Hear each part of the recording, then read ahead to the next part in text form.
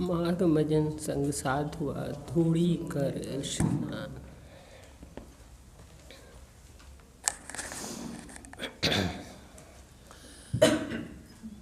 माघ के महीने में सभी स्नान करते हैं। सबको एक ही स्नान पता है, शरीर का और पानी से, पवित्र जल से। रोज तो सादे पानी से, आज के दिन किसी न किसी पवित्र नदी में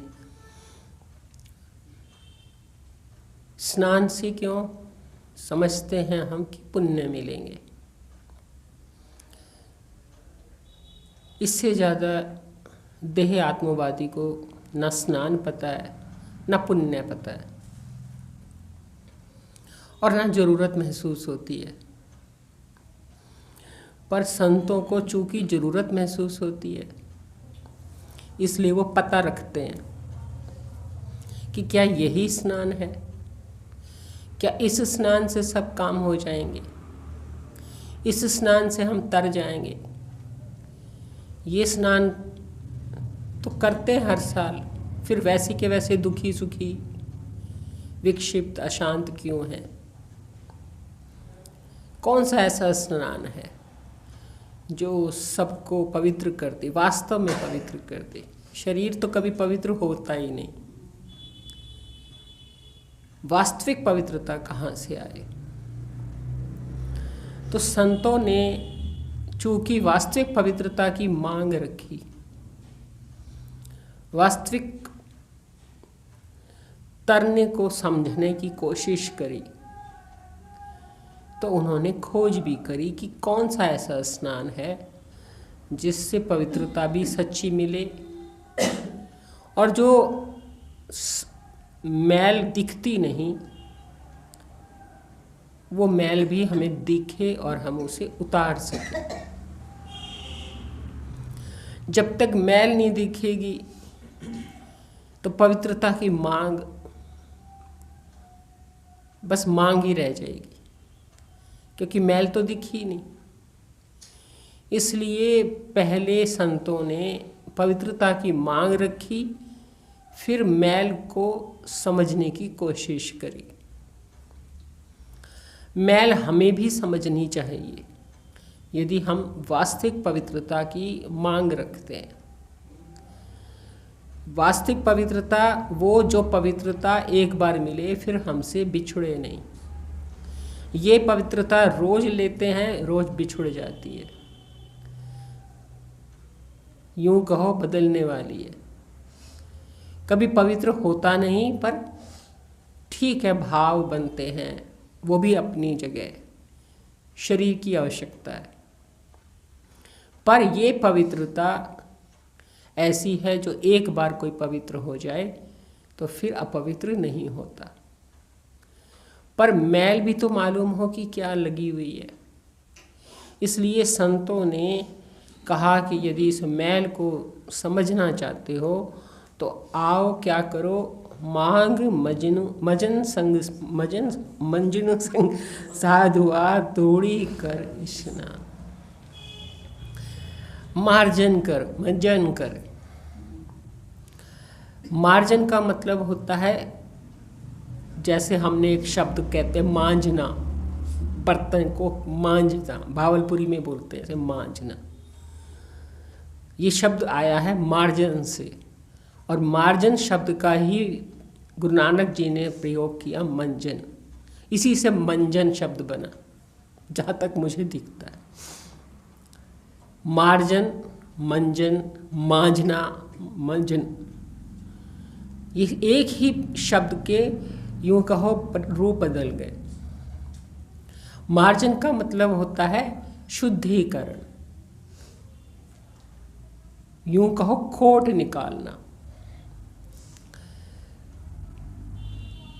तो कहते हैं कैसे चाहता है तू कि मैं पवित्र हो जाऊं, मैं अब मार्जन करूं, तो संग कर साधु का। साधु का संग कर। संग कैसे कर? जैसे पानी से शरीर को रोज नहलाता है, ऐसा संग, शरीर का संग, क्रिया वाला संग, क्योंकि शरीर से तो कर्म होता है, शरीर से तो क्रिया होती है। असल में ये विषय ना थोड़ा गंभीर होता है,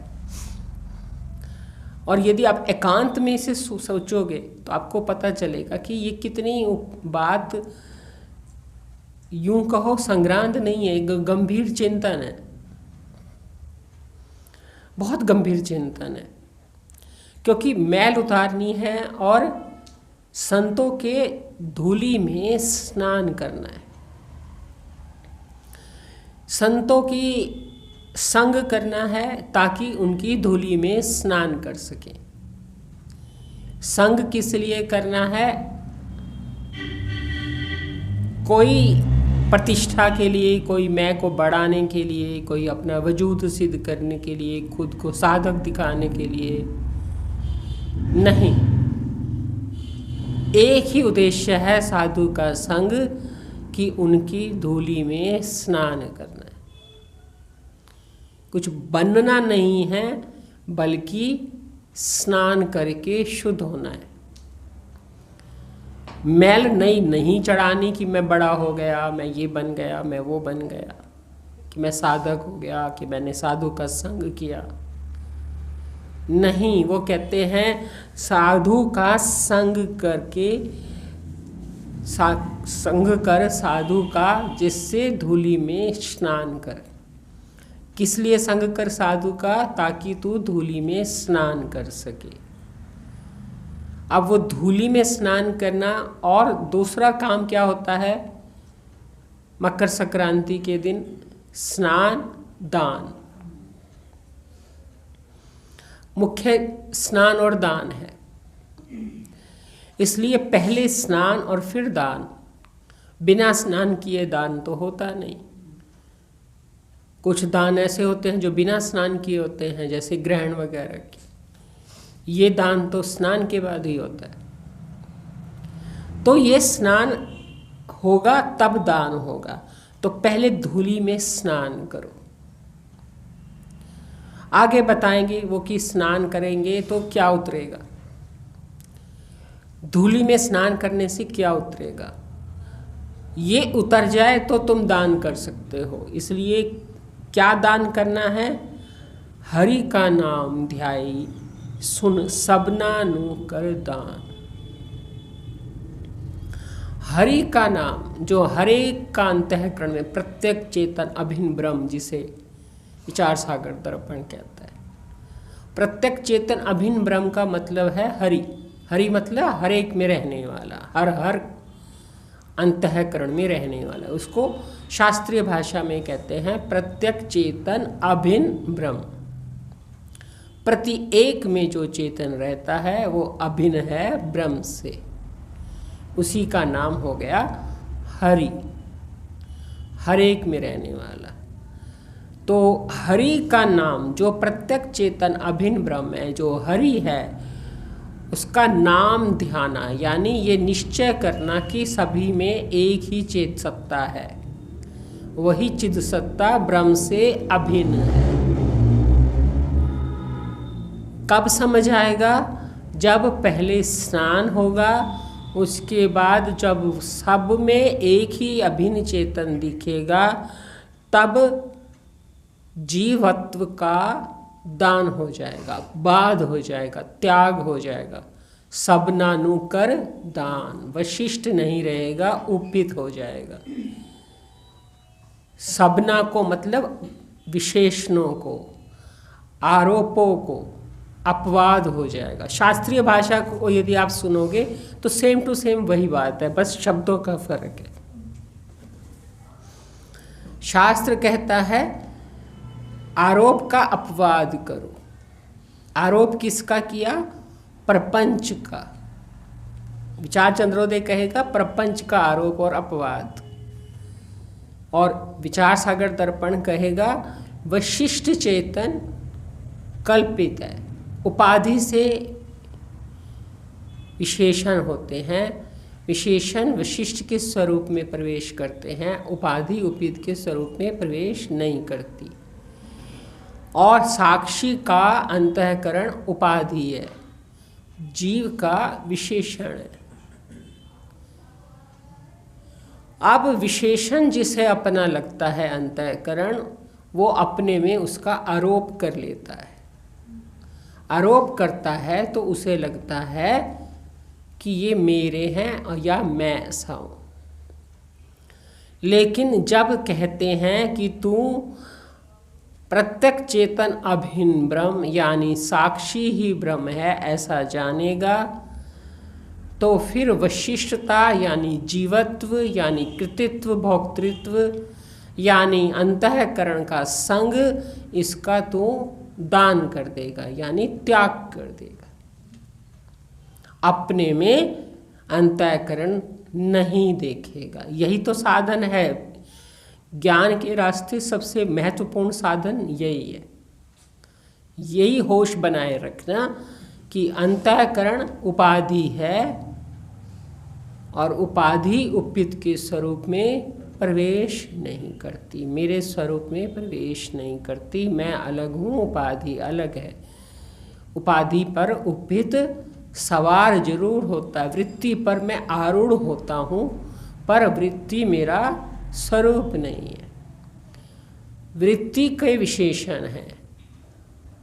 मन बुद्धि अहंकार वृत्तियों के ही नाम हैं, और मन बुद्धि अहंकार अंतःकरण के वृत्तियों के नाम हैं, और ये विशेषण हैं अंतःकरण के।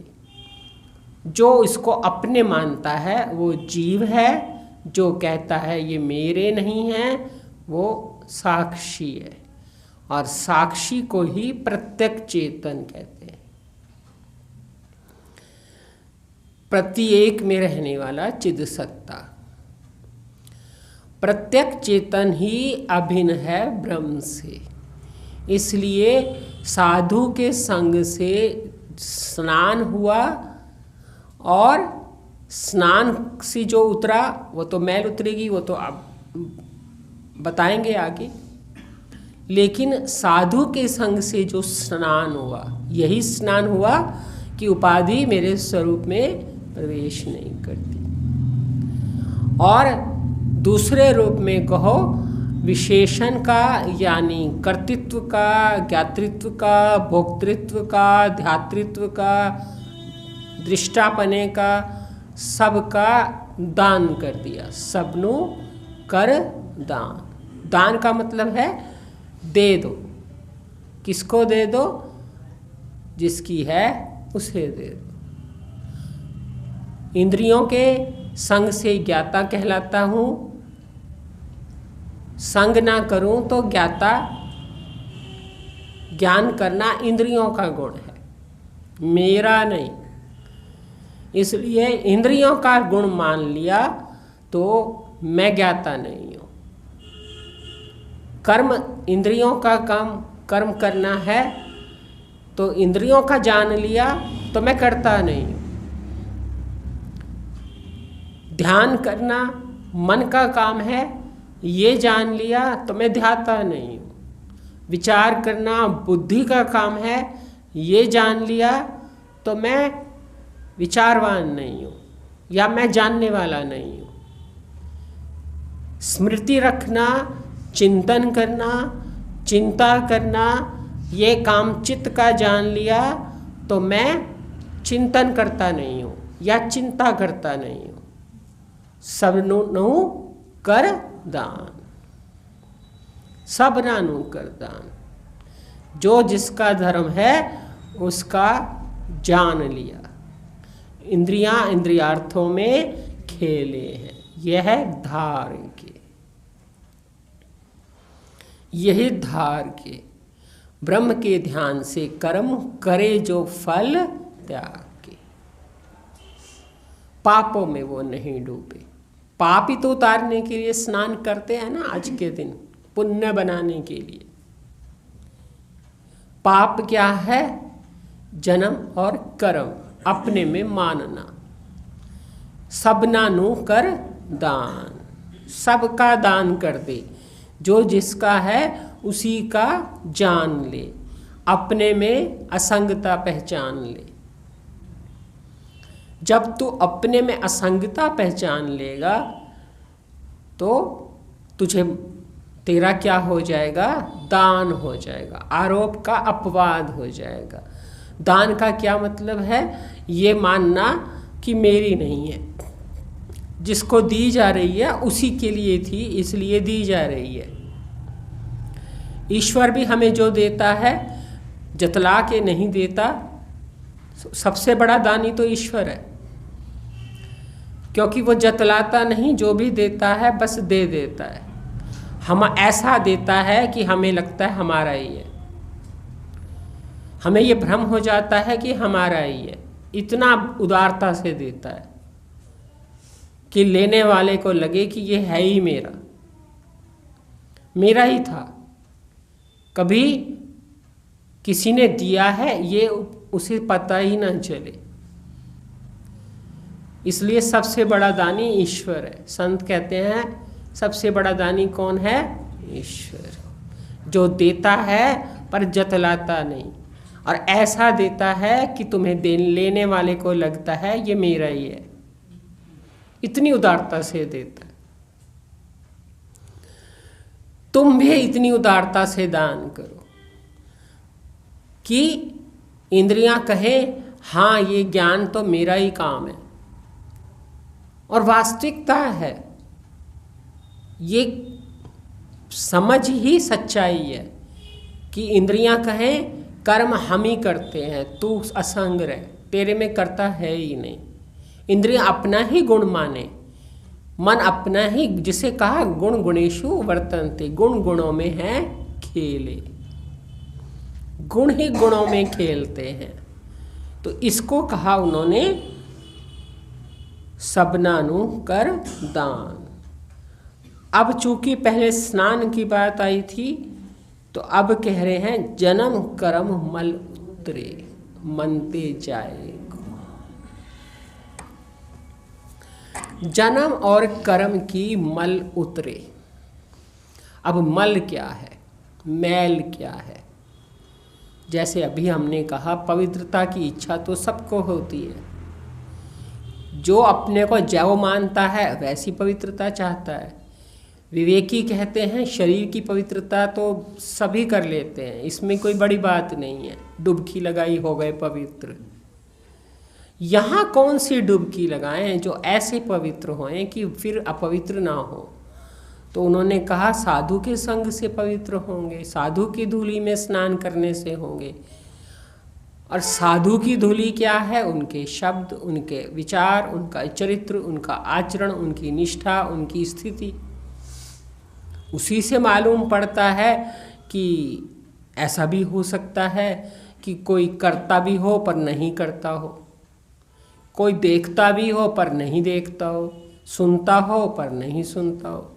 जिसे रामचरितमानस ने कहा सुने बिन काना, चले बिन पाँव बिन चले, क्योंकि अकर्म है, करता है पर नहीं करता, देखता है पर नहीं देखता। ये है उनकी धूली। धूली कैसे आती है? चलने से। जब कोई चलता है तो धूल उड़ती है, या जब महापुरुष अपने कर्म में उतरते हैं, आचरण में उतरता है जब उनका ज्ञान, तो जो दिखता है वो धूल है। और आचरण में क्या उतरता है कि करते हैं पर नहीं करते, सब कुछ संभालते हैं पर अपने में कुछ रखते नहीं। जिसे गुरुदेव ने कहा आते हो अपने संस्कार साथ लाते हो, जाते हो अपने संस्कार साथ ले जाते हो। ये धूली है। हम भी इस धूली में यदि स्नान करें, जिसे भगवान ने हम पढ़ रहे हैं कि जो मेरा ये जन्म कर्म जाने है दिव्य तत्व, देह छोड़े पुनर्जन्म नाव से मुझ में मिले। वही बात कि जो मेरे जन्म और कर्म की दिव्यता समझ लेगा वो भी जन्म कर्म से छूट जाएगा, उसे भी देह छोड़ने पे पुनर्जन्म नहीं मिलेगा। क्योंकि मेरे जन्म और कर्म की दिव्यता यानी मेरी धूली, उसमें जो स्नान करेगा यानी उसका रहस्य समझ जाएगा,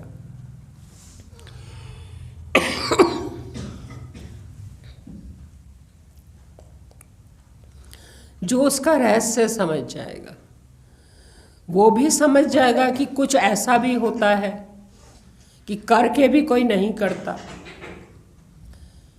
कोई ऐसा भी होता है कि जानता है पर नहीं जानता।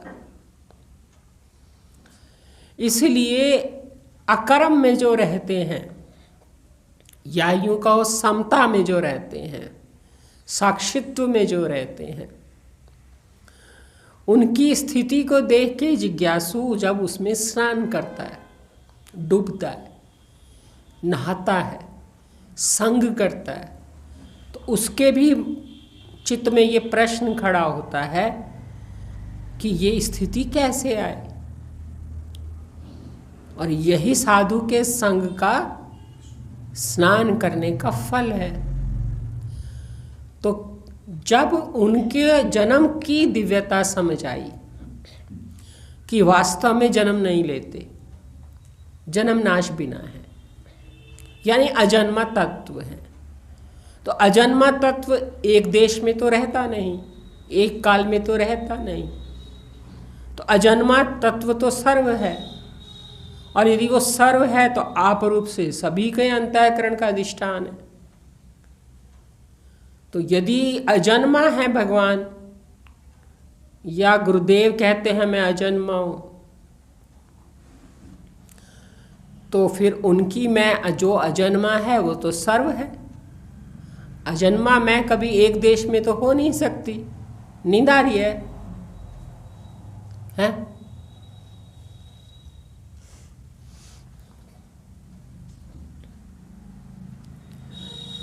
तो अजन्मा मैं एक देश में तो हो नहीं सकती।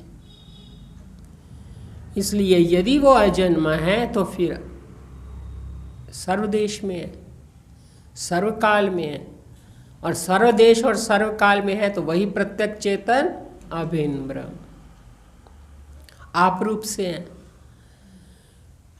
जब ऐसा समझ आ जाती है तो आप भी जन्म से रहित हो गए, क्योंकि आप भी वही तत्व हो गए, क्योंकि जो सर्व है वही आप है, वही मैं हूं, ब्रह्म है, ब्रह्म के लहर है ये मैं, पूरा तत्व चिंतन हो गया। तो उसमें स्नान करने से जन्म की मैल उतर गई और कर्म की मैल उतर गई,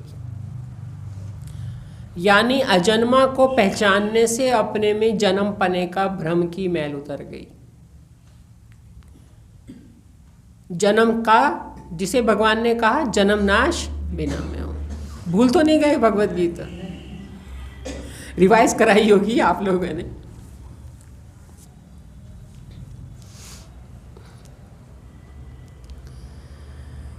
तो मैं जन्म रहित हूं, ये जन्म मैल है, संग से आती है, वास्तव में नहीं है, मेरा स्वरूप नहीं है,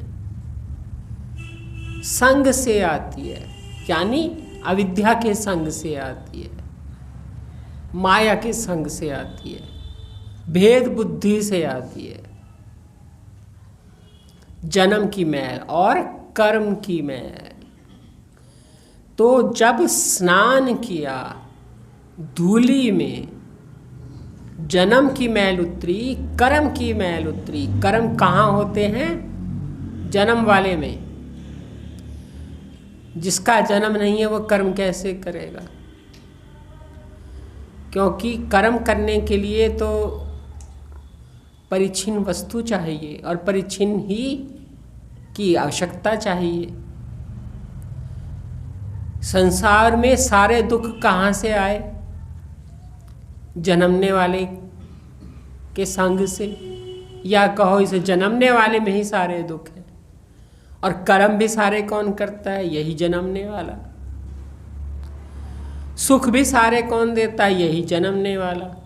और कर्म भी सुख वाले या भेद वाले या दुख वाले या असहजता वाले, अशांति वाले, सब कहाँ होते हैं? इसी जन्मने वाले के साथ। सारी विषमता कहाँ है? जन्म और कर्म के संबंध से। और समता के कहाँ से आती है? जन्म और कर्म के वियोग से, मैल उतरने से। तो जिन्होंने पवित्रता की, सच्ची पवित्रता की मांग करी, उन्होंने जन्म और कर्म की मैल उतारी, मैल पहचानी। ये जन्म ना मैल है, स्वरूप नहीं, पहचान नहीं।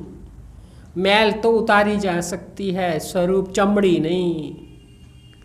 चमड़ी से मैल उतरती है, चमड़ी नहीं उतारी जा सकती। जैसे चमड़ी नहीं उतारी जा सकती, मैल उतारी जा सकती है, ऐसे ही स्वरूप में कोई दोष नहीं है। दोष किस में है? जन्मने से और कर्म से, श्रम में, संकल्प में, भेद बुद्धि में, काम में, काम में। इसलिए शब्दों का समय समय पर उपयोग अलग अलग तरीके से हो जाता है, बात उसी के इर्द गिर्द रहती है।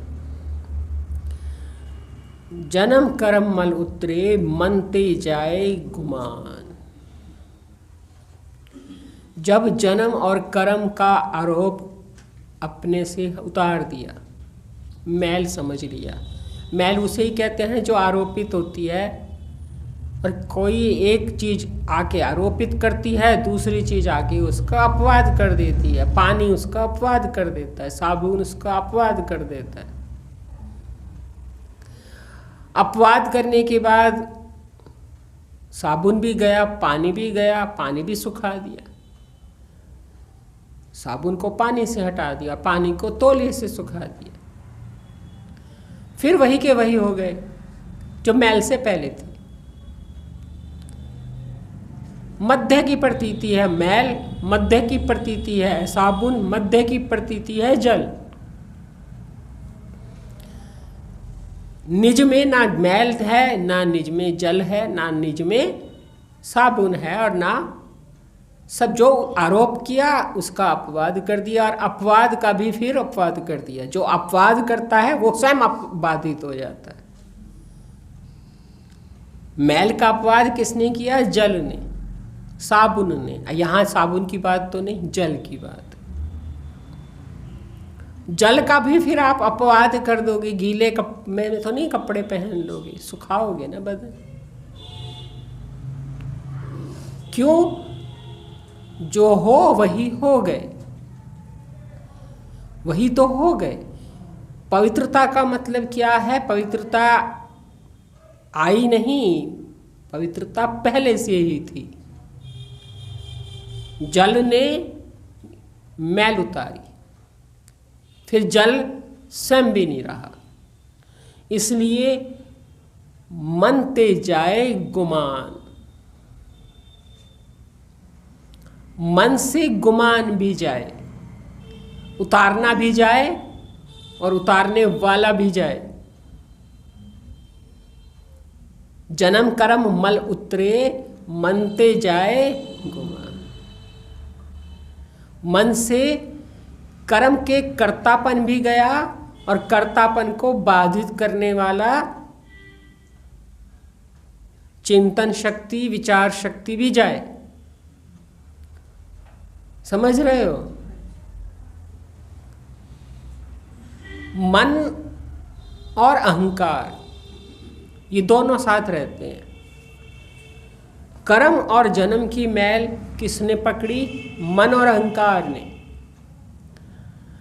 अब कर्म का कर्तापन एक तो होता है स्थूल शरीर का, इंद्रियां का, दूसरा होता है गुणों का।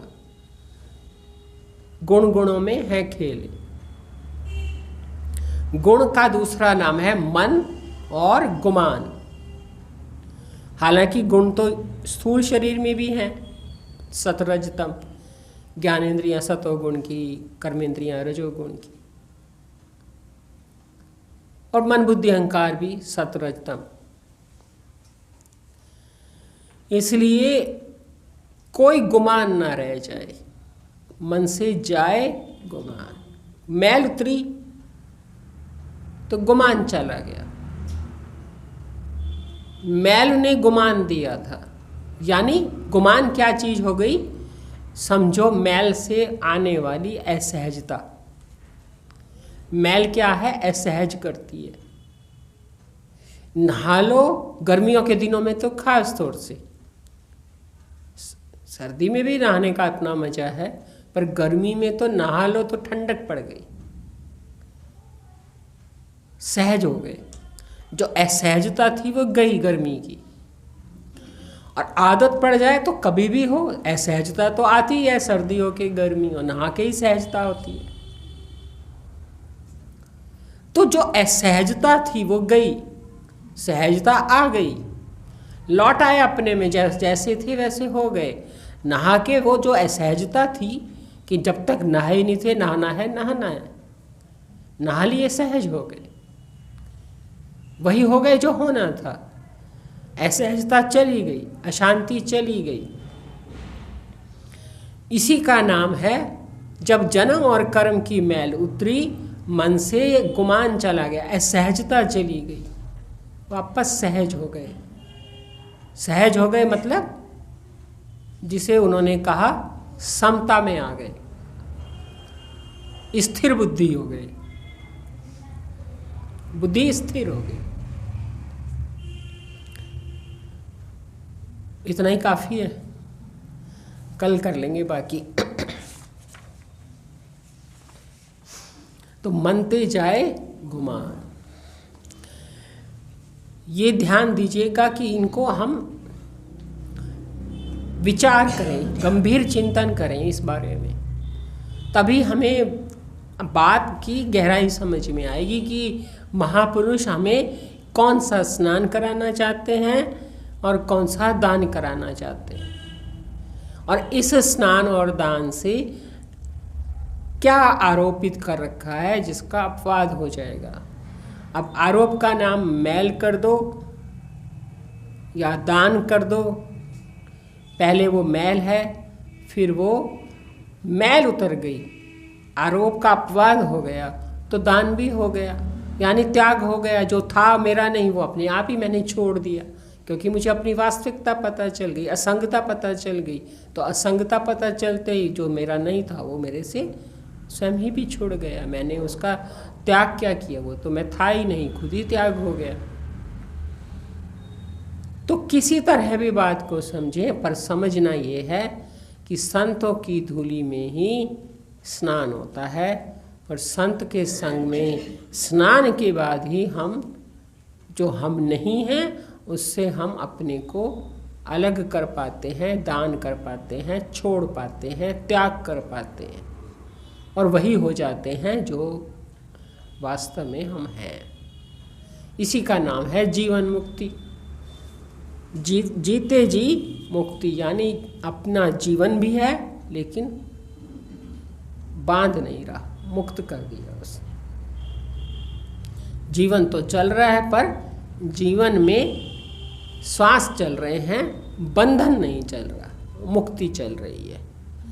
अन्यथा जीवन बांध रहा है, क्योंकि कर्म से जोड़ रहा है, जन्म से जोड़ रहा है, तादात्म्य दे रहा है। जो जीवन जन्म और कर्म से तादात्म्य नहीं दे रहा वो मुक्ति दे रहा है। रील चल रही है, एक रील उधड़ रही है, एक रील बन रही है। जीवन तो दोनों है। कैसेट है ना उसकी, टेप रिकॉर्डर की, एक तो वैसे खाली हो रही है और एक भर रही है। तो जहाँ जन्म कर्म मल उतरता है वहाँ कैसेट खाली हो रही है, और जहाँ जन्म और कर्म मल चढ़ रहा है वहाँ कैसेट भर रही है। टेप रिकॉर्ड में ऐसे ही होता था ना, अब टेप रिकॉर्डर की आदत नहीं रही। कैसेट भर रही है, वहाँ कैसेट खाली हो रही है। कर्म की कैसेट, जन्म की कैसेट खाली हो रही है, विरले हो रहे हैं, विरले हो रहे हैं। वही हो रहे हैं जो हैं। सबसे एक ही बात है, वही हो जाओ जो हो, बस बाकी कुछ ना हो। बाकी सब तो मैल है, बाकी सब तो आरोप है, बाकी सब तो तुमने माना है, जाना नहीं है। जान लो तो कुछ नहीं है। बात एक ही समझनी है, पर तरीके अलग अलग हैं, क्योंकि बार बार गलती कर जाते हैं, फिर सुधारने के लिए दूसरा तरीका देते हैं। कितने कृपालु हैं, कितने दयालु हैं।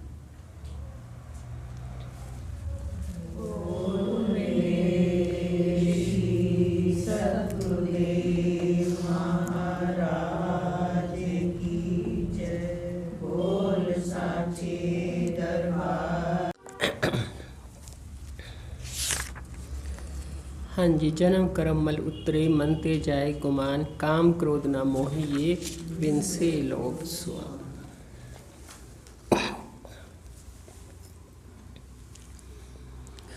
जन्म और कर्म दो ही हैं मुख्य जो बांधते हैं।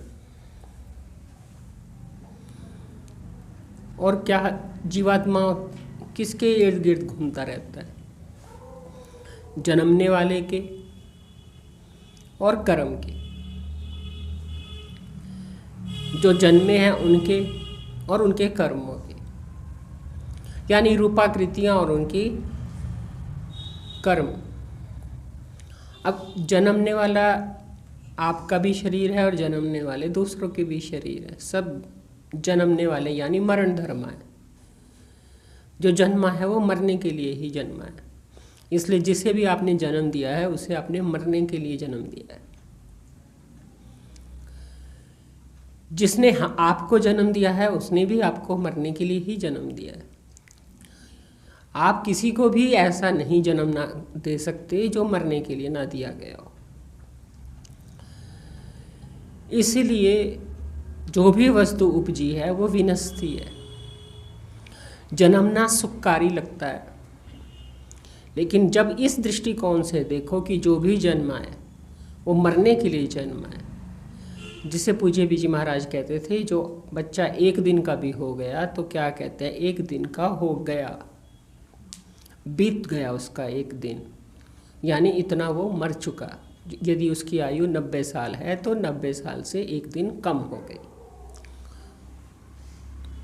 रोज मर रहा है, यानी जन्मने वाली वस्तु मरने के लिए ही जन्मती है। अब कब मरेगी कुछ नहीं कह सकते। जो हम जड़ जगत को देखें, जीव जगत तो है ही, जड़ जगत को देखें, वो भी जो जन्मा है वो मरने के लिए। जो लाए हैं वो खत्म होगा, जो मिला है वो बिछुड़ेगा।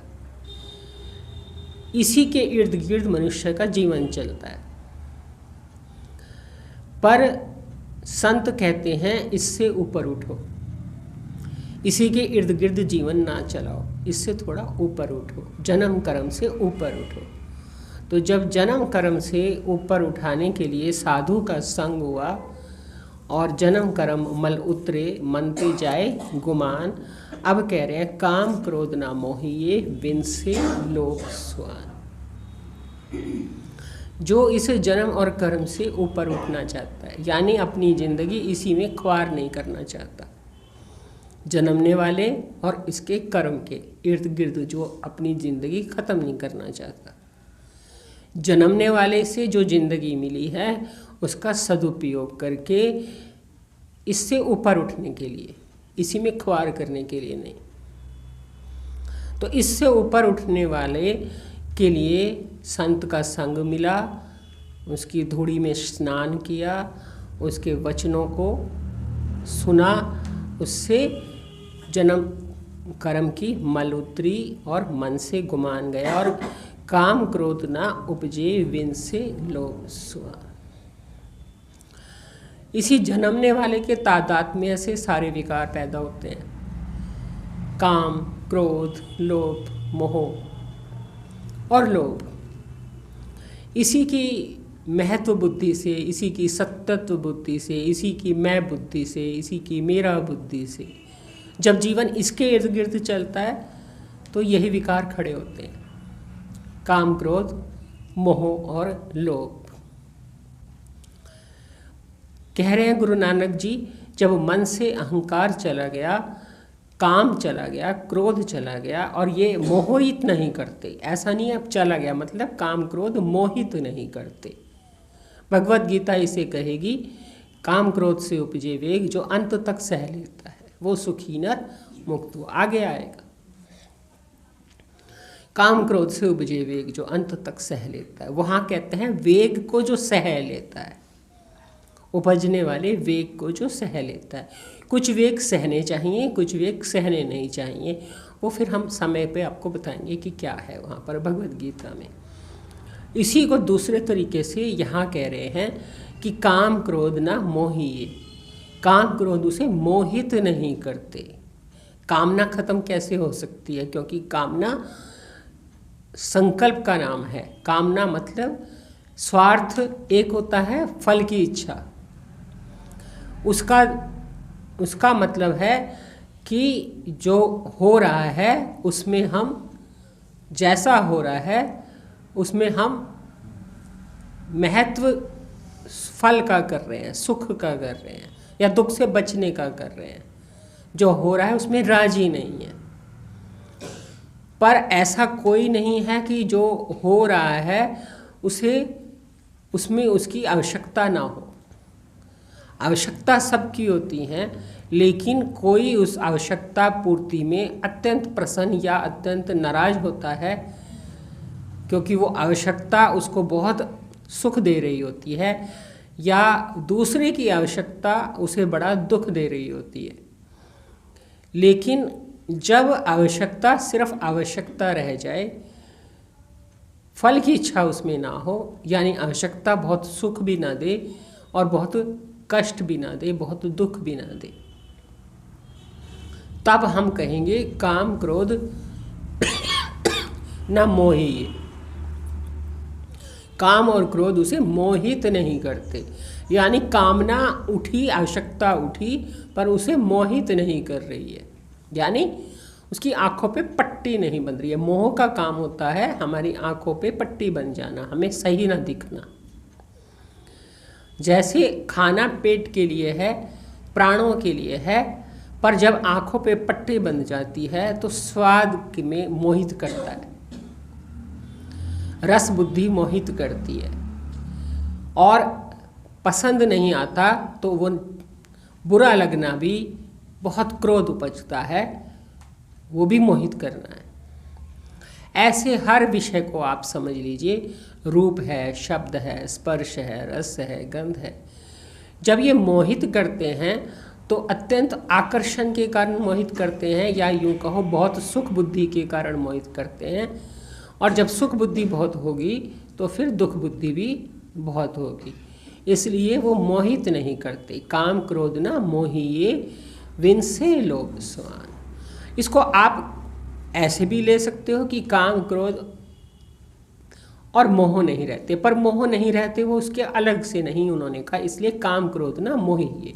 क्योंकि क्रोध भी कई बार महापुरुष करते हुए दिखते हैं, पर वो मोहित होके नहीं कर रहे होते हैं, कोई वेग नहीं आता जिसे, वो सिर्फ एक यूं कहो कि दिखाने के लिए होते हैं कि हाँ क्रोध है, जिससे हम लोग सजग रहें। ऐसा नहीं है कि क्रोध आके उनके ऊपर हावी हो गया, काम आके उन पे हावी हो गया। काम से मतलब है संसारिक स्वार्थ, उस तरह का जो शरीर की आवश्यकता है।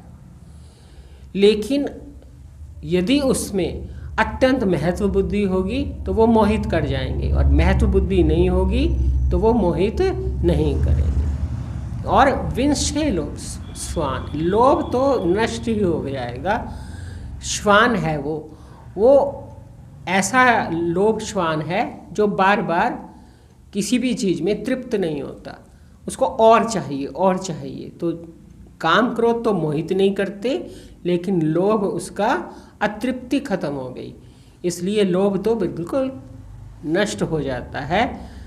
किसका? जिसका जन्म कर्म मल उतर गया और मन से गुमान चला गया, यानी अपनी अविद्या की, मन में गुमान यानी अविद्या, अविद्या चली गई, अहंकार चला गया, परिच्छिन्न भाव चला गया। परिच्छिन्नता के कारण ही देह से तादात्म्य होता है। तो सच्चे मार्ग चल दिया उस्तत करे जहान।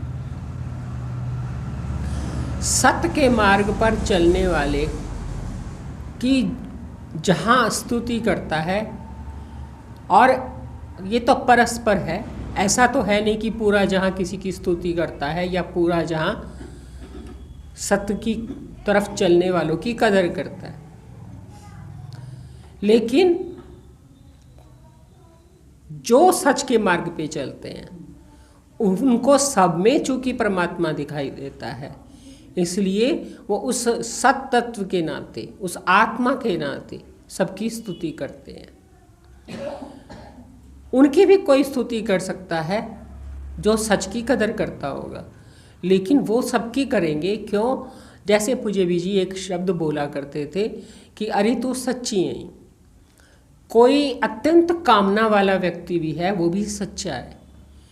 कोई अत्यंत द्वेष वृत्ति वाला है, वो भी सच्चा है। जब हमें ये बात समझ में आने लगती है तो हम समझ पाते हैं क्या कि ये जो हमें इतना कामी दिख रहा है या इतना क्रोधी दिख रहा है या इतना अहंकारी दिख रहा है, ये इसकी असल में अपनी वास्तविकता को ना पहचानने के कारण ऐसी उसकी मूढ़ बुद्धि है। लेकिन ये असलियत ये है कि ये वो परमात्मा है, वो सत तत्व है, वो चित तत्व है, जिसकी वजह से इसे अपने आप से अत्यंत, आत्मा के नाते अपने आप से अत्यंत प्रियता है। पर इसने अपनी प्रियता देह पे बांधी हुई है, अपनी प्रियता वस्तु में बांधी हुई है, इसलिए ये ऐसी क्रोधित या कामी ये दिख रहा है। लेकिन वास्तव में ये वही तत्व है। इस नाते इसकी जो प्यार है वो अपने आत्मा से है, ये प्रेम उसका अपनी आत्मा से है, जो हमें विकार के रूप में दिखाई दे रहा है। तो हर कोई सच्चा है, उसकी बुद्धि जैसी बुद्धि है, जितनी बुद्धि है वैसी क्रिया है, लेकिन प्यार सभी अपनी आत्मा से कर रहे हैं। और चूंकि सभी अपनी आत्मा से प्यार कर रहे हैं, इसलिए उन्हें जो समझ आ रहा है, जैसा समझ आ रहा है, वो अपने प्यार को वैसा दिखा रहे हैं। उनका प्यार अपने तक सीमित है, इसलिए वो वैसी क्रिया कर रहे हैं। पर हम समझ सकते हैं कि वो प्यार अपने आप से है, यानी आत्मा से है। इसलिए सच्चे मार्ग पर चलने वाले सारे जहां की स्तुति करते हैं। सारा जहां सच्चे मार्ग पे चलने वालों की स्तुति करता है, ऐसा भी कुछ लोग मानते हैं। पर मुझे ऐसा लगता है कि कोई आज तक ऐसा संत नहीं दुनिया में आया, भगवान भी ऐसे ही नहीं आए, रामकृष्ण भी का भी सारे मार्ग जहां ने स्तुति नहीं करी, संतों की भी नहीं करी, कोई ऐसा हुआ ही नहीं, बल्कि निंदा ज़्यादा हुई। इसलिए दोनों तरफ से कुछ लोग स्तुति करते हैं, पर वो सभी में अपना आत्मा देखते हैं, इसलिए सभी को जहाँ को वो आत्म रूप से उसकी स्तुति करते हैं, यानी गुण बुद्धि बनाने का प्रयत्न करते हैं, क्योंकि अपना आत्मा है। 68 तीर्थ सकल पुण्य जीव दया परवान। 68 तीर्थों के सकल पुण्य उसके परवान चढ़ जाते हैं जो जीवों पर दया करता है। क्योंकि मकर संक्रांति है, माघ का महीना है, दान की बात हुई है, पुण्यों की बात हो रही है, स्नान की हुई है। तो अब गुरु नानक जी पुण्यों की बात कर रहे हैं कि वो क्या पुण्य होंगे जो दान से मिलेंगे, तीर्थ में जाने से मिलेंगे। 68 तीर्थों के सकल पुण्य उसे मिल जाते हैं जो जीवों पर दया करता है। अब दया क्या है यहाँ पर? दया है साधु के संग से जिसको अपने जन्म और कर्म का निवारण करना मिल गया। ये साधु ने बहुत बड़ी दया करी। कि जन्म और कर्म से आपको मुक्त कर दिया, आपको काम क्रोध लोभ से मुक्त करने की विद्या दे दी, आपको काम क्रोध मोहित ना करें, आपका लोभ रूपी श्वान विनस जाए, ये आप पर बहुत बड़ी दया कर दी, आपका अपना वास्तविक स्वरूप का बोध करा के। ये दया है। तो महापुरुषों के संग से, जिसे पहले उन्होंने कहा कि हरि का नाम ध्याये सुन सबना अनुकर दान, ये जो संत जनों के पास जाके उनकी धूड़ी में स्नान करके स्नान किया, दान किया और हरि का नाम ध्या करके सबका दान कर दिया, यानी तत्वमसी महावाक्य का शोधन करा दिया, अपनी निजता प्रकट करा दी, यही सबसे बड़ा कृपा है। इसी को उन्होंने कहा पुण्य है। 68 तीर्थों के सकल पुण्य उस जीवों पर दया करने से परवान चढ़ जाते हैं। ये दया है जीवों पर। पता नहीं कौन से संत का, मुझे याद नहीं है कि कौन से संत कहा करते थे कि किसी को अन्न देना भी बहुत बड़ा दया है, वस्त्र देना बहुत बड़ी दया है, किसी को पढ़ा देना बहुत बड़ी दया है, किसी को औषधि दे देना बहुत बड़ी दया है, पर सबसे बड़ी दया है किसी को जीते जी आत्मबोध करा के मुक्त करा देना। इससे कोई बड़ी दया नहीं है, क्योंकि ये ऐसी दया है कि फिर अन्न वस्त्र कपड़ा रोटी औषधि सब जन्म कर्म ही निवारण हो गया, तो किसी की जरूरत ही नहीं, ना किसी के गर्भ में आना पड़ेगा, ना फिर कोई विनाशी पदार्थों की जरूरत रह जाएगी। कोई विनाशी पदार्थ कब तक दे लेगा, कितनी दयालु हो, कब तक दे लेगा। कुछ लोग होते हैं पूरी जिंदगी दया के वजह से ये विनाशी वस्तुएं देते ही रहते हैं, लेकिन उनका अपना शरीर विनाशी, वो भी खुद चले जाते हैं, कब तक दे लेंगे, और जो दे लेंगे वो किसी के पास कब तक रह जाएगा। अविनाशी वस्तु का दान सबसे बड़ा दान है। इसलिए उन्होंने कहा 68 तीर्थों के सकल पुण्य उसको प्राप्त होते हैं जो जीवों पर दया करता है। तो असली दया यही है कि कोई आपको इन विकारों से मुक्त कर दे, और जो खुद विकारों से मुक्त है वो फिर आगे दया करेगा। एक पर किसी ने दया करी, वो मुक्त हो गया, उसने दूसरे को ऐसा बना दिया कि वो काम क्रोध से मुक्त हो गया, फिर वो तीसरे पे दया करेगा। ये दया का, क्योंकि हर सेवक एक नया सेवक बनाएगा, सेवक से सेवक बनते चले जाएंगे। जो काम क्रोध नष्ट करके, जितना कोई कामी है वो दूसरे पर दया नहीं कर सकता, जो क्रोधी है वो क्या किसी पे दया करेगा, वो अपने पे ही दया नहीं कर सकता, उसको अपने पे ही दया नहीं आती कि इतना काम, इतना क्रोध, इतना लोभ। जो अपने पे दया नहीं करता वो किसी और पे क्या दया करेगा। पर जो इन विकारों से मुक्त हुआ है वो पहले तो अपने पे उसने दया करी है, तभी तो जन्म कर्म निवारण किया है। तो जिसने अपने पे दया करी है और जिस पर संत ने दया करी है, फिर उसने अपने पे दया करी। अपनी कृपा, ईश कृपा, गुरु कृपा, शास्त्र कृपा, ये तो आप पढ़ ही चुके हो। तो जिसने अपने पे कृपा दया करी है और सद्गुरु ने उस पे दया करी है, फिर वो अपने पे जो दया करता है फिर उसको दूसरों पे दया आती है। और फिर काम क्रोध रहित व्यक्ति दूसरे पर दया करता है, वो किसी को क्रोधित नहीं होगा काम के मारे, क्योंकि जिसमें काम क्रोध नहीं है उसे दूसरे पे दया आएगी। काम क्रोध युक्त व्यक्ति को किस पे दया आएगी। इसलिए जब आप स्वयं काम क्रोध से रहित हैं तो आप सच्चे सेवक बन सकते हैं, और जब आप सेवक बन जाएंगे तो आप दूसरे को सेवा का पाठ पढ़ा सकते हैं। जिसमें स्वयं काम क्रोध है वो किसी को सेवा का पाठ थोड़ी पढ़ाएगा, वो तो भोग का पाठ पढ़ाएगा। एक भोगी नया भोगी तैयार करेगा और एक सेवक नया सेवक तैयार करेगा।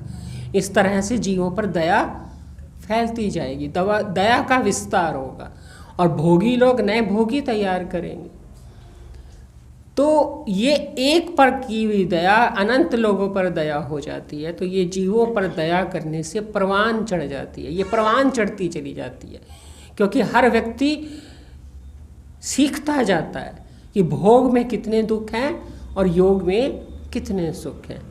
तो ये 68 तीर्थों के सकल पुण्य जीवों पर दया करने से प्रवान चढ़ते जाते हैं।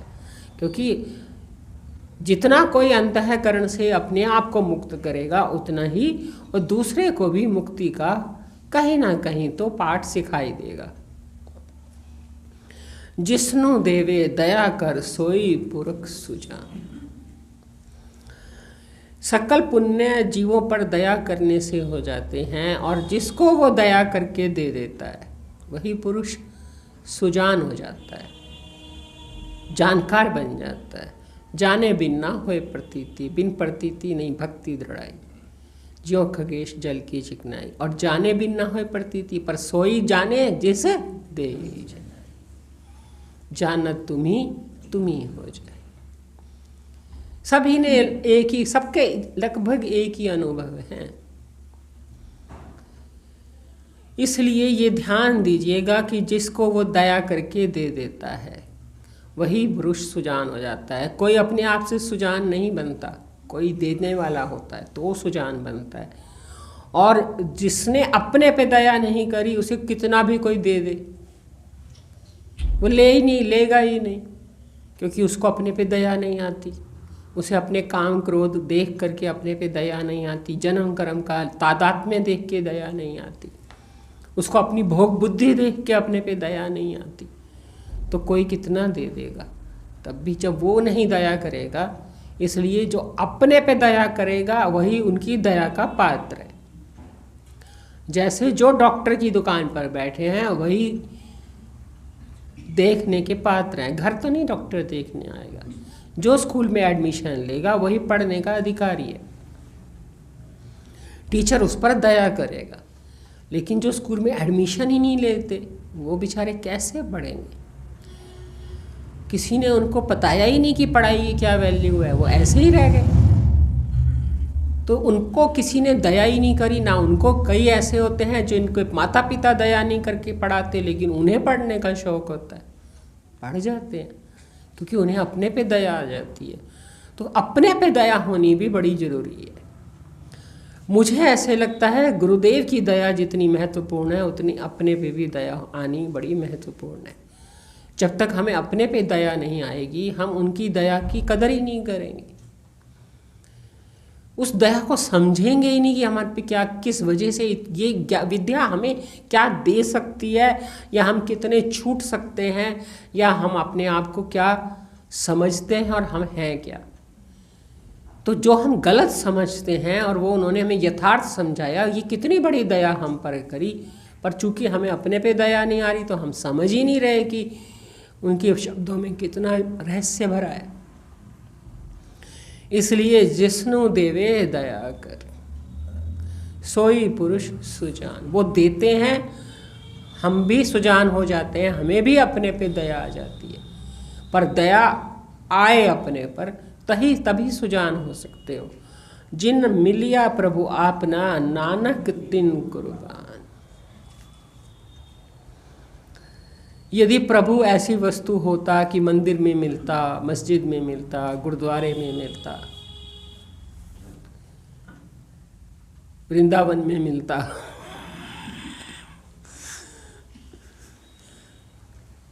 तो गुरु नानक जी को ये कहना ना पड़ता कि जिन मिलिया प्रभु आपना नानक तिन कुर्बान। सब सारों को मिल रहा है, सब पे कुर्बान हो जाओ। जो मंदिर चला गया सबके कुर्बान हो जाओ, जो गुरुद्वारे जा रहे हैं उन पे कुर्बान हो जाओ। गुरु नानक जी ने ये क्यों कहा जिन मिलिया प्रभु आपना? वो अपना थोड़ी ना है, तो बिछुड़ जाए वो अपना थोड़ी होता है। जिसको मिलने जाना पड़े वो अपना थोड़ी हुआ। अपनी वस्तु तो अपने में अपने पास होनी चाहिए, जाना थोड़ी पड़े, वियोग संयोग थोड़ी होए, आँखों की गरज थोड़ी होए, पैरों की गरज थोड़ी होए। जब चाहे गर्दन झुकाई देख वो अपना है। तो जिन मिलिया प्रभु आपना नानक तिन कुर्बान। इसका मतलब कोई ऐसा प्रभु है जो अपना है और जिसको मिलता है, गुरु नानक जी कहते हैं मैं उसके कुर्बान जाता हूँ, कुर्बान जाता हूँ। ये गुरु नानक जी की यूँ कहो कि वस्तु है पर विनम्रता है। विनम्रता इसलिए नहीं है कि वो सोचते हैं मुझे नहीं मिला, जिसे मिल गया। ये उनकी विनम्रता है कि हर किसी को, हम लोगों को प्रेरणा देने की है कि इतनी बड़ी चीज़ है ये प्रभु का, अपने प्रभु का मिल जाना, कि जिससे मिल जाए उसको हम कुर्बान जाते हैं, क्योंकि ये बहुत बड़ा पुण्य है, बहुत बड़ी किस्मत है जिसको ऐसी विद्या मिल जाए, ऐसी वृत्ति मिल जाए, जिसको अपने पे दया आ जाए, कोई दया करने वाला मिल जाए और वो विचार करने की, अपने पे दया करके विचार कर ले, चिंतन कर ले और अपनी वृत्तियों को समेट के अंतर्मुख हो जाए। ये बहुत बड़ी, यूँ कहो पुण्य है, या यूँ कहो बहुत बड़ी प्राप्ति है। और गुरु नानक जी उसे कहते हैं, ऐसे के लिए मैं कुर्बान जाता हूँ। कुर्बान का मतलब है मैं जो कहोगे वो कर लूँगा, जैसा चाहेंगे वो मैं वैसा कर लूँगा, यही मेरी कुर्बानी है। कुर्बानी का मतलब ये नहीं है कि गला बलि दे दिया, या कुर्बानी का मतलब है मुंह से बोल दिया हमने कुर्बानी है। कुर्बानी क्रिया नहीं है, कुर्बानी कोई शब्द वाणी की बात नहीं है। कुर्बानी एक चित्त का भाव है, और वो भाव ये है कि आपकी आज्ञा में रहेंगे, जैसा आप कहोगे वैसा विचार करेंगे, जैसा आप चिंतन कहोगे वैसा करेंगे, जैसा सधने को कहोगे वैसा सधेंगे, जैसा वृत्तियों को समेटने को कहोगे वैसा समेटेंगे। कठिन लगेगा भोग बुद्धि के कारण, फिर भी कुर्बानी की वजह से करेंगे। संसार आकर्षित करेगा, पर फिर भी कुर्बानी कहेगी कि आकर्षण को छोड़ और वृत्तियों को समेट। इसी को भगवान ने भगवद गीता में कहा है कि जो अपनी इंद्रियों को वश में करता है वही मेरे से जुड़ पाता है। भगवद गीता को भूलो मत, जितनी भी पढ़ी है उसको रिवाइज करते रहा करो अंदर अंदर, आपके बहुत काम आएगी। माघ सुच्चे से काढ़िए जिन पूरा गुरु मेहरबान। माघ के महीने में पवित्र कर देता है। गंगा नदी में क्या कोई सुच्चे से निकलेगा, वहाँ कितना कोई पवित्र निकलेगा, जितना पूरा गुरु मेहरबानी करके सुच्चा निकाल देता है। पूरा गुरु, ये पूरा गुरु शब्द जो है बड़ा महत्वपूर्ण है। भगवद गीता में एक श्लोक आया था, और रोज हम श्लोक, मुझे अभी याद आ जाएगा, रोज हम एक शब्द बोलते भी हैं कि पूर्णमिदं पूर्णात् पूर्णमुदच्यते। सब कुछ पूर्ण है, सब में परमात्मा भरपूर है, भरपूर रूपी स्थिर हद वाले समुद्र में ज्यों भरपूर है। जहाँ भी है पूरा है, भरपूर है। पूरा यानी, पूरे का मतलब हम समझते हैं कि डब्बा जैसे है, ये पूरा भरा हुआ है, गिलास पूरा भरा हुआ है। इसे पूरा नहीं कहते वेदांत में। जब हम कहते हैं रवे में भी उतना मिठास है, ढेले में भी मिठास है, चिंगारी में भी अग्नि है और भट्टी में भी अग्नि है, दोनों में ही पूरी है। द्वैत बुद्धि से कहा जाता है ईश्वर अंश जीव अविनाशी। जीव जो है ईश्वर का अंश है, पर अंश का मतलब अधूरा नहीं। आप आज अधूरे नहीं हो। पहले हमें ये बात समझ लें आप ध्यान से। आप आज अधूरे नहीं हो, कल विद्या से हम पूरे होंगे, ऐसा नहीं है। पूरापन कोई कर्म से नहीं आता कि हम समता में चले गए, या हम साक्षित्व में चले गए, या हम अपने स्वरूप में चले गए तो उससे हम पूरे हो जाएंगे। अभी तो हम अधूरे हैं। और गुरु क्यों पूरा है? क्योंकि उसने अपने अधूरेपन के भ्रम को मिटाया है,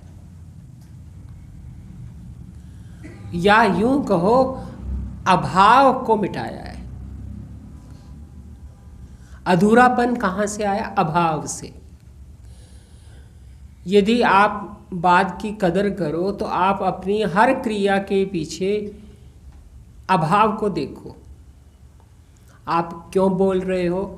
किसी से बात कर रहे, बात करके सामान्य बात कर रहे हो तो सामान्य बात है, पर किसी से बात करके विशेषता महसूस कर रहे हो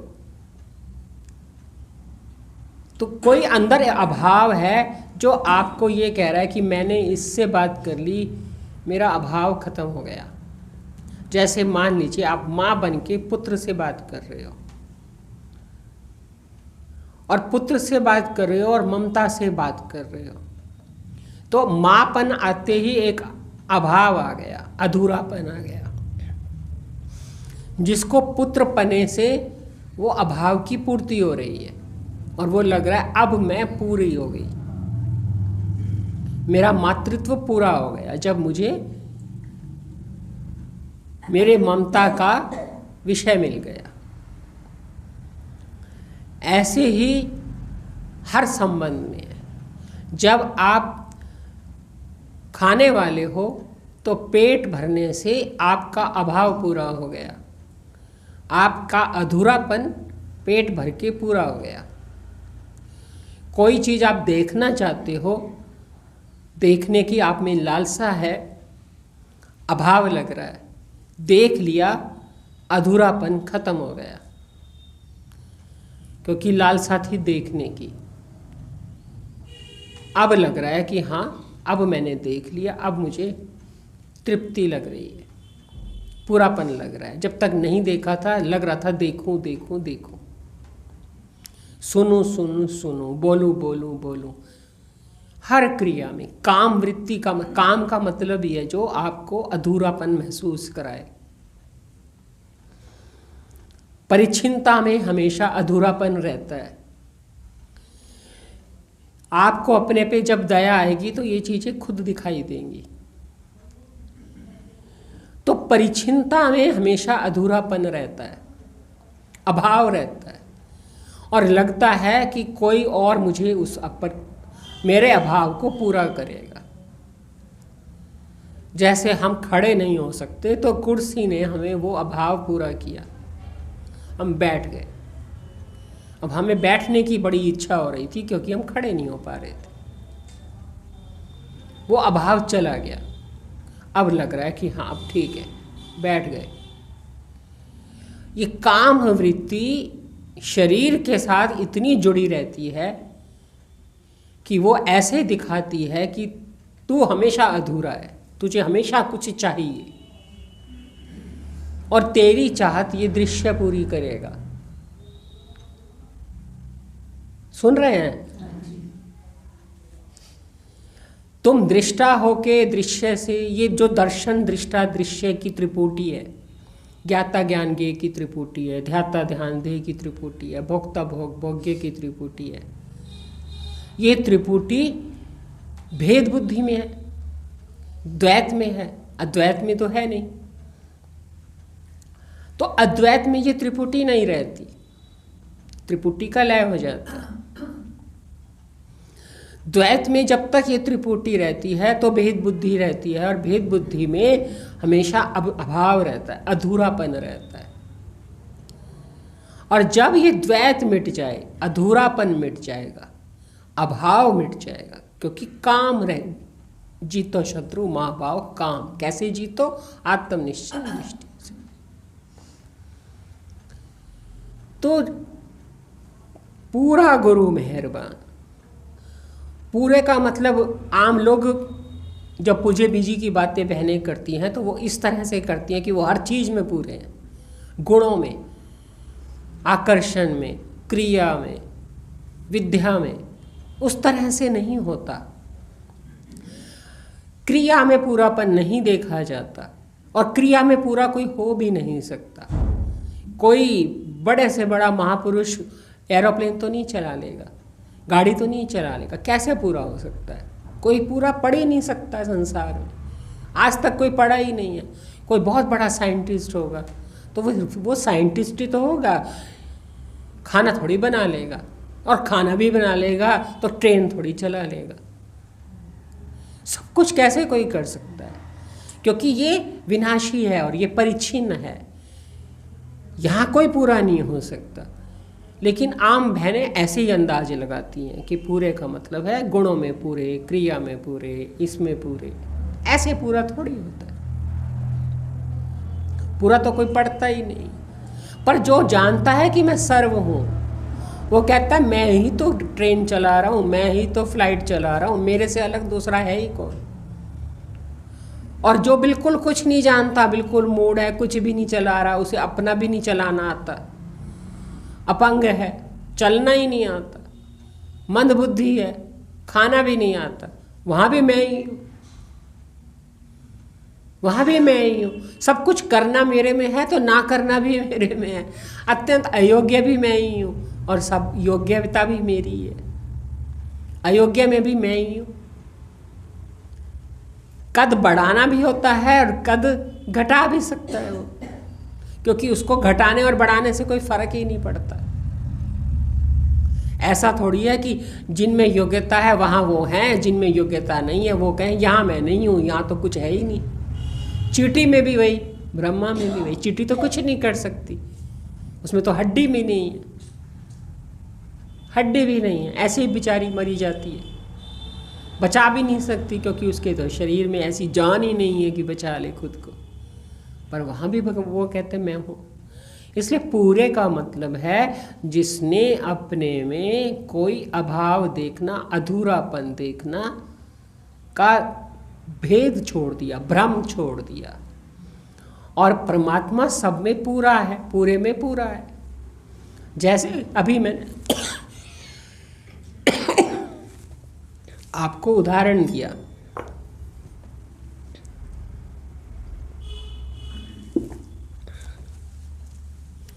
कि मिश्री के रवे में भी और ढेले में भी मिठास है। तो रवे में तो कहोगे कि मिठास इतनी सी है और ढेले में तो इतनी सारी है, पीसो तो देखो कितनी सारी निकलेगी, इसमें तो क्या ही निकलेगी, हमारा ही मुंह मीठा नहीं होगा। ऐसे पूरा नहीं होता। पूरे का मतलब है रवे में भी भरपूर है। उपाधि ना देखो, मिठास भरपूर है। कई जगह नहीं है जहाँ मिठास नहीं है, और कितनी है ये उपाधि हो गई, ये विशेषण हो गया। पर मिठास भरपूर है और ढेले में भी भरपूर है। ढेला उपाधि छोड़ दो, रवा उपाधि छोड़ दो, तो दोनों में पूरी है। पूरी मतलब भरपूर है। समझ रहे हैं ना बात? ऐसे कपड़े में, रुमाल में भी सूत भरपूर है और थान में भी भरपूर है। कोके में भी सोना भरपूर है और रानी हार में भी भरपूर है। पूरा है। भरपूर मतलब पूरा, पूरा है। कोका भी पूरा है और हार भी पूरा है। किससे पूरा है? सोने से पूरा है। सोना भरपूर है, सोना उसमें पूरा है। कोके में भी पूरा सोना है और हार में भी पूरा है। तो पूरा ही है, कोका भी पूरा है और हार भी पूरा है। सब जगह पूरा ही पूरा है। पूर्ण, एकदम पूर्ण, सब पूर्ण ही पूर्ण है। पूर्णता अपने में है, लेकिन पूर्णता समझ आ जाए, अभाव खत्म हो जाए, अधूरापन जहाँ से आता है वो स्थान छोड़ दिया जाए। जिसने वो स्थान छोड़ दिया वो पूरा हो गया। तो माघ सुच्चे से काटिए। सुच्चा निकाल लेते हैं। सुच्चे से निकाल लेते हैं मतलब असंगता दे देते हैं, निर्लिप्तता दे देते हैं, आपको सुच्चा दिखा देते हैं। दोष रहित, विकार रहित, पाप रहित, पुण्य रहित, मल रहित, विक्षेप रहित, कैसे भी समझ लीजिए। दुख रहित, सुख रहित, अज्ञान रहित, ज्ञान रहित। अज्ञान भी वृत्ति, ज्ञान भी वृत्ति। आपको जिसने ऐसा दिखा दिया कि ना आप में दुख है, ना आप में सुख है, ना आप में क्रोध है, ना आप में विक्षेप है, ना आप में राग है, ना आप में द्वेष है। अब तो असंग हो हम आत्मा, अब तो असंग पुरुष हो। अच्छा, कभी ऐसा मनन करके आपको सुकून मिलता है? किसी ने कभी करके देखा है? हैं?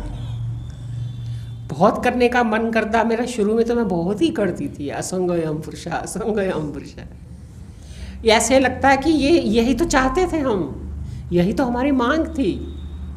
इससे क्या है, हमें अपने में कोई ना छोटापन लगता है, ना बड़ापन लगता है, ना कोई दुख लगता है, ना कोई सुख लगता है, ना अच्छाई है ना बुराई है। संसार आपको क्या दिखता है? तू बहुत अच्छी है, तू बहुत बुरी है, तेरे में बड़ा अहंकार है, तू तो बड़ी निमाणी है, तू तो बड़ी क्रोधी है, तू तो बड़ी लोभी है, तू तो बड़ी झूठी है, तू तो बड़ी सच्ची है। आप कहो सुच्चे से काट दिया। ना मैं दोषी हूँ, ना मैं गुणवान हूँ, ना मैं अच्छी हूँ, ना मैं बुरी हूँ, ना मैं द्वेषी हूँ, ना मैं रागी हूँ, ना मैं सुखी हूँ, ना मैं दुखी हूँ। मैं तो बिल्कुल सुच्ची हूँ, सुच्ची। कभी मैली हुई ही नहीं, द्वेष से मैली नहीं हुई, पाप से मैली नहीं हुई, विकारों से मैली नहीं हुई, सुच्ची के सुच्ची। कौन सुच्चा बनाएगा? जब आप कहोगे असंग हूँ। कुछ शब्द असर कर रहे हैं, चेहरों से तो नहीं लग रहा असर कर रहे हैं, 2-3 के तो कोई असर नहीं कर रहे। ये शब्द ऐसा है कि यदि सच में आप करते हो तो आपके चेहरे पे प्रसन्नता आ जाए कि अच्छा, हम क्या समझते हैं अपने आप को और हमें गुरुदेव ने क्या कह दिया। इसलिए श्रद्धावान को ये शब्द असर करते हैं और वो कहता है अच्छा, ये स्थान में जहाँ मैं बैठ करके अपने को क्या देख रहा हूँ और गुरुदेव मुझे किस स्थान पर बिठा रहे हैं। तो वाकई माग सुच्चे से काढ़िया पर किने काढ़िया, जिन पूरा गुरु मेहरबान। अब जिसको असर नहीं हुआ समझो उन पे पूरा गुरु मेहरबान नहीं है, क्योंकि मेहरबानी तो वो सब पे करते हैं, पर मेहरबानी को हम ले भी तो सही। तो मेहरबान है वो तो सब पर मेहरबानी का पात्र बनना पड़ता है। तो जो पात्र बन गया मेहरबानी का, उसको वो असंगता दिखा के, निर्लिप्तता दिखा के, भेद बुद्धि मिटा करके सुच्चे से निकाल लेते। तो जब भी आपको बाहर से कोई कहे तू ऐसी तू वैसी, तो उनको मैं ना ऐसी ना मैं वैसी, मैं तो जैसी हूँ वैसी ही हूँ, बदलती ही नहीं हूँ, सुच्चे से निकाल दिया। अब आपको कोई कुछ भी समझता रहे, आप कुछ किसी जैसी जिसकी मर्जी जो समझ लो, मैं अपनी नज़र में तो कुछ और ही हूँ।